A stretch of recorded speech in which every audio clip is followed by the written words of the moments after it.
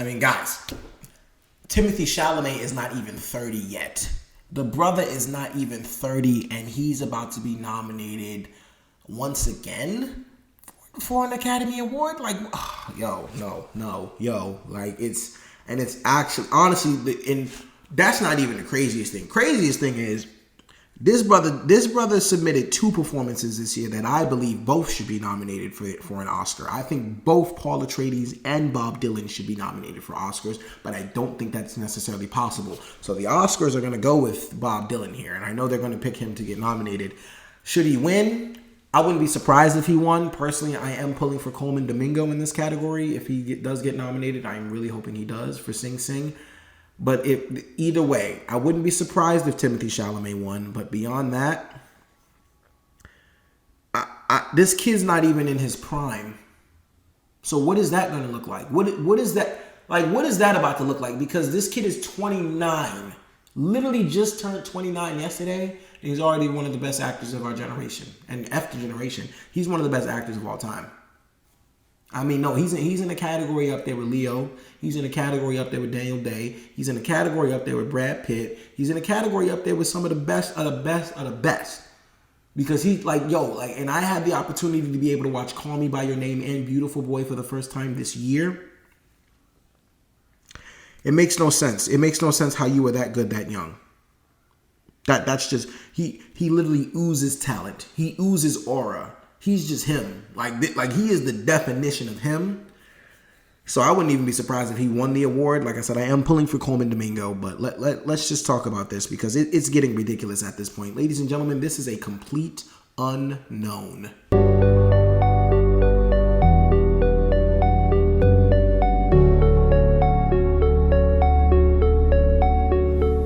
Hey guys, it's your guy in the chair here, and look, this is my review for A Complete Unknown, starring Timothée Chalamet, Edward Norton, Monica Barbaro, Elle Fanning, Boyd Holbrook, and it was directed by James Mangold. And the best way that I can describe this plot is basically we are following the life events of Bob Dylan. Bob Dylan basically got on a bus one day, or he basically got in a taxi cab one day to just meet, I believe his name was Woody Guthrie, one of his childhood heroes. And at the time when Woody's in the hospital, he meets Pete Seeger. Sorry, I'm learning these names for the first time, so I don't know a lot of these people. But he meets Pete Seeger, who basically at that point gives him an opportunity to play his folk music and put folk music on a big stage. And Bob Dylan becomes a big name. And honestly, guys, I didn't even know who Bob Dylan was until this trailer came out. Sorry for all my Bob Dylan fans out there. But I was literally in the unknown when it came to Bob Dylan. I knew nothing about him, but all I knew was Timothée Chalamet is playing him, so it must be worth the watch. And I will say, for his performance alone, it's worth the watch. Now, like I said, I don't know anything about Bob Dylan, but if I had to guess, based off of Timothée Chalamet's performance, Bob Dylan was that kid when you were growing up in school, and there was that mysterious kid that transferred in the middle of the year, not in the beginning of the year, in the middle of the year. There's that kid that transferred in that everybody's talking about. All the girls are like, "Oh my God, did you see the new transfer kid? He's so cute. He's this, he's that." There's so many rumors swirling around. All the guys hate him because they're like, "Yo, why are the girls talking about this kid so much?" Then on top of that, you find out that not only is this kid one of the most good-looking brothers you ever seen in your life, but on top of that, he's one of the most talented. And then you definitely hate his guts. But then you find out that his only flaw is essentially he's an asshole.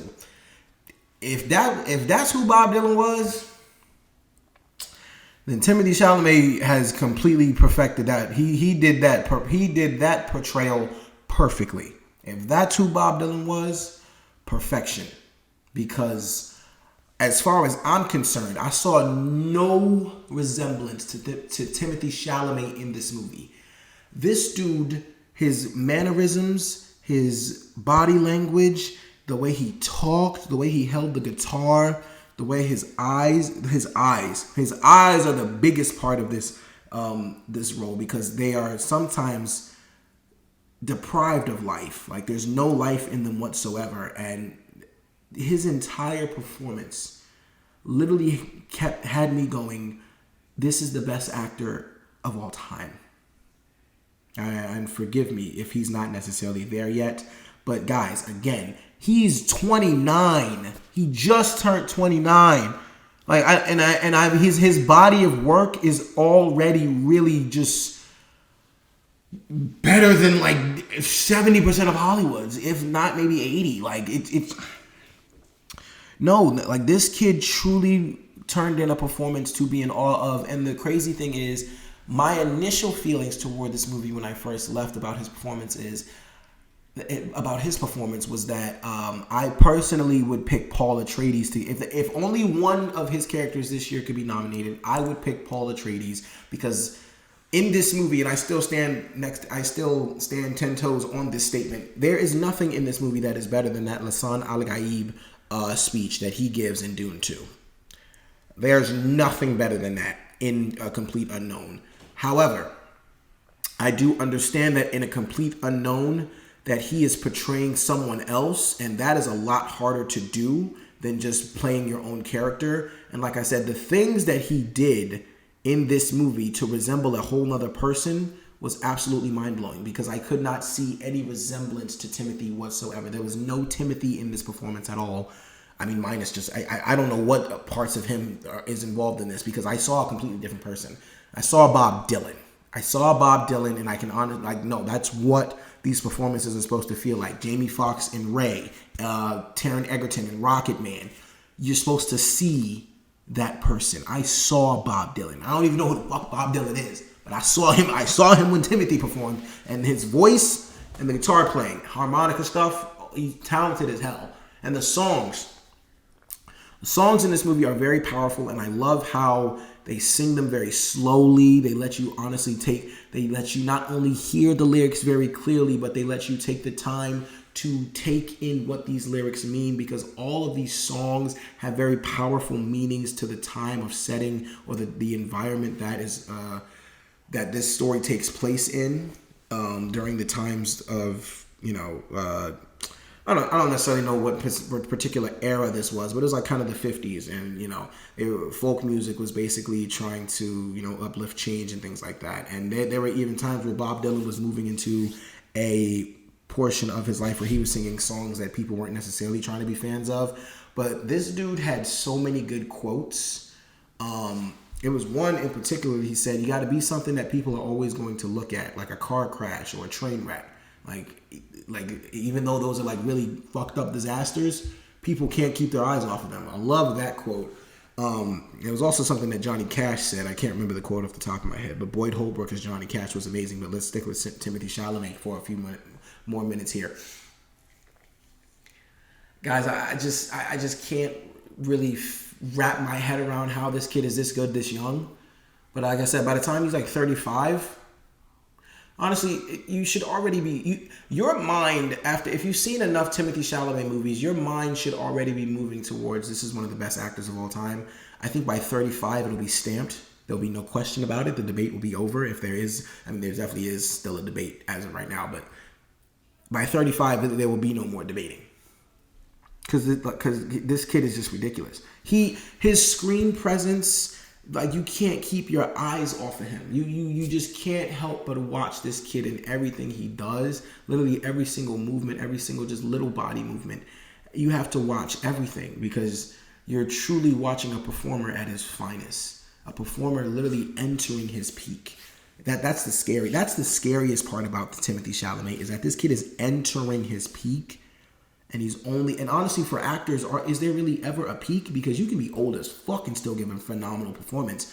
Judd Hirsch literally got nominated for The Fabelmans. He was old as hell in that movie. Like, I don't think there's ever a peak for actors, but this kid is literally entering his peak as far as age is concerned. And yeah, we all should be very terrified. I mean, terrified in the best way, just because like, he's coming to do a Kendrick Lamar on Hollywood. He's coming to absolutely tear everything up, fuck everything up, and completely just be the best actor. He's coming to fuck all of our favorite actors up.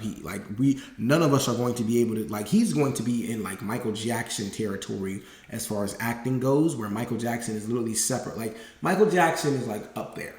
He's the best artist of all time, and we all know it. So nobody really mentions Michael in a lot of artist conversations because it's like, yeah, that's Michael Jackson. That's where Timothée Chalamet is going to be at some point in time. It's going to be like, yeah, that's Timothée Chalamet. He's the best. Like we can just talk about something else. That's already known. Because he really delivers in this movie. Beyond that, the performances in general are the best parts of this movie. Edward Norton is Pete Seeger. Awesome. No, I don't know shit about Pete Seeger, but watching Edward Norton play Pete Seeger was fucking awesome. Monica Barbaro, I believe her name. Yeah, Barbaro, who was in Top Gun Maverick. I'm so glad. She played a character named Joan.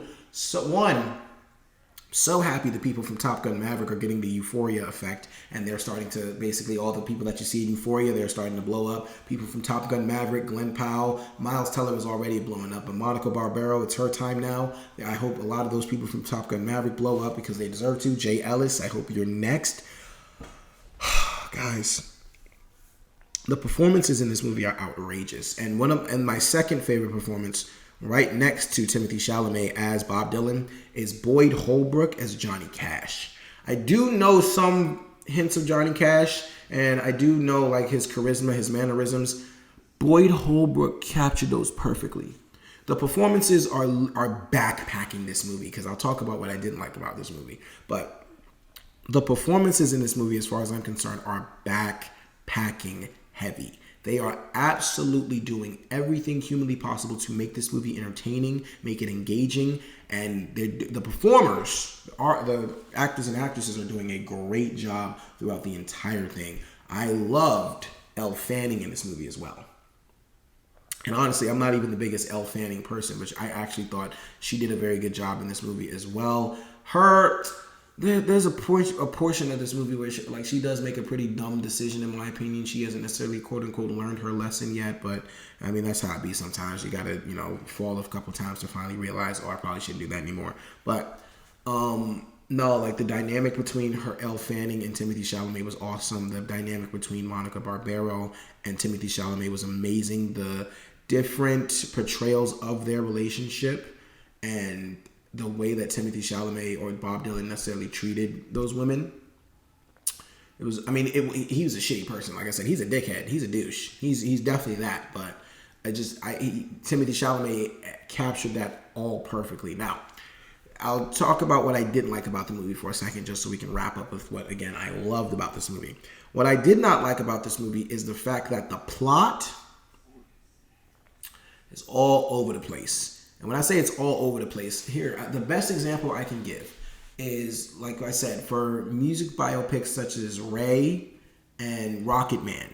Those are some of the greatest music biopics ever made. One, because not only are the main actors giving the most accurate depiction of that person as humanly possible, but at the same time, the story they're telling is very cohesive, very congruent.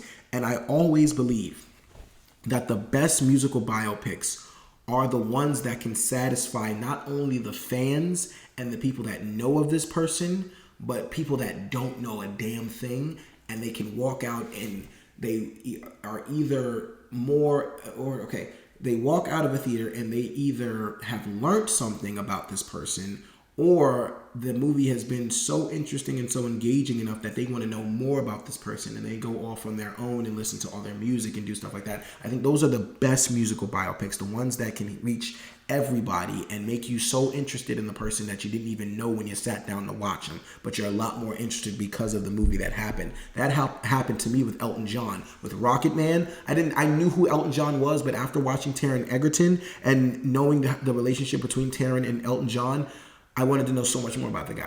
So for movies like Rocket Man and Ray and even Straight Outta Compton, those movies really keep you engaged, not only with the characters themselves or the people that they're portraying, but the story itself is something that you're actually interested in. You are interested in these people's lives, and for people that don't know anything about these characters or these people, you're learning something, and you're even more interested and invested in knowing more about them once you've left the theater. I think those are what the best biopics do.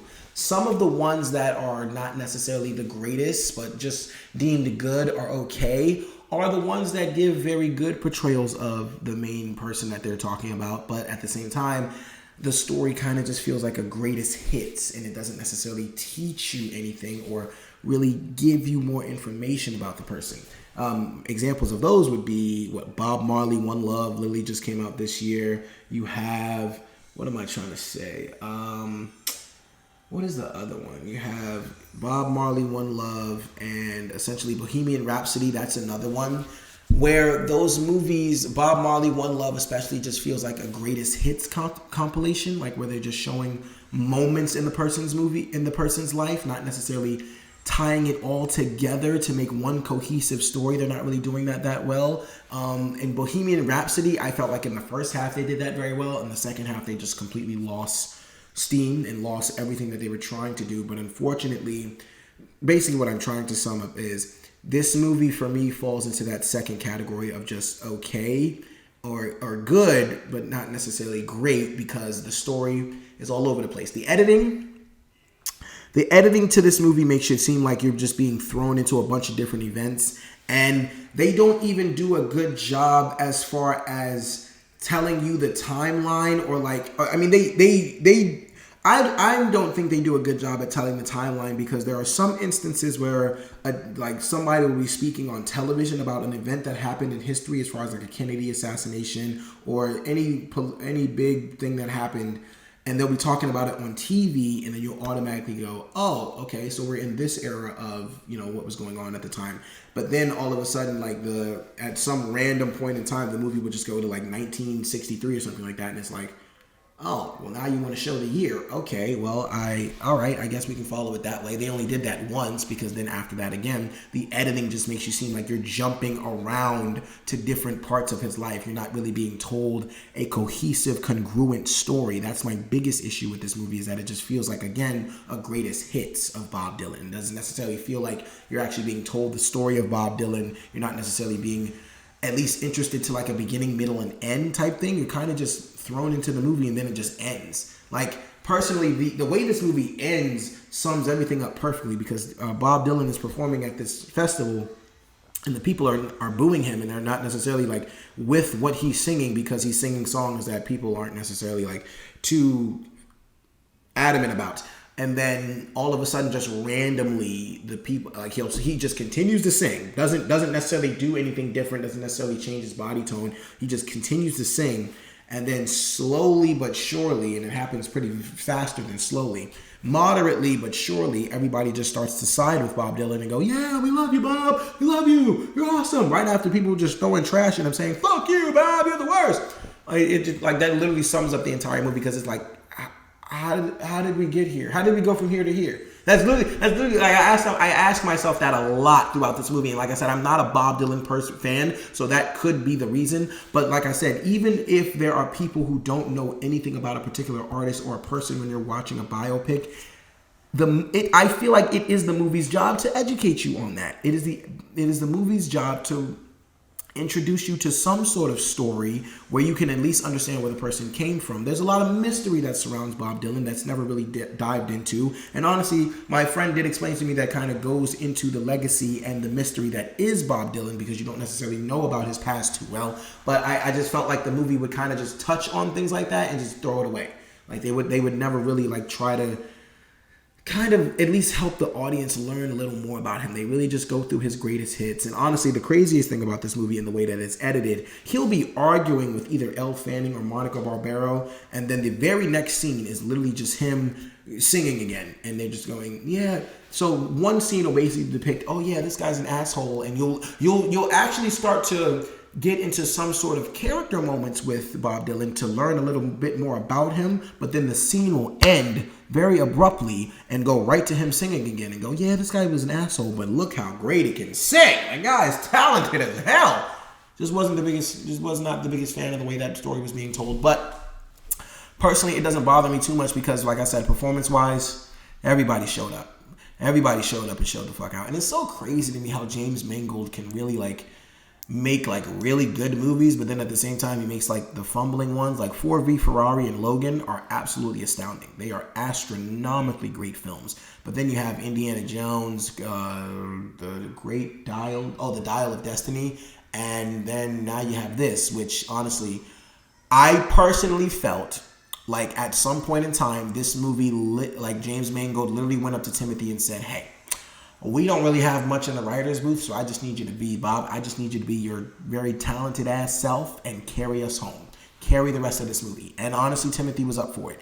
You were able, I'll say this, James Mangold was able to get away with that because of who was performing in this movie. Himothee, you were able to get away with that if you had Himothee Chalamet starring in your movie, so you're lucky about that one. But overall, guys, I think this is a very heavy performance-based movie, and the performances are out of this world, especially from Himothee Chalamet. The plot itself is very walky, all over the place, and kind of tells more so of a greatest hits kind of thing instead of like an actual cohesive, congruent story.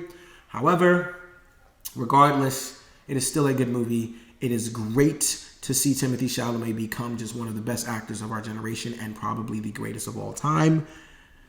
And that's really all I have to say, guys. So for all those reasons and so many more, guys, I'm going to give A Complete Unknown a 3.5 out of 5 stars. Okay, guys, so A Complete Unknown. Have you seen it? What did you think about it? Guys, thank you so much for watching. I really do appreciate it. Be sure to like, share, subscribe, all that good stuff and so much more. This is your guy in the chair. More content coming to you soon.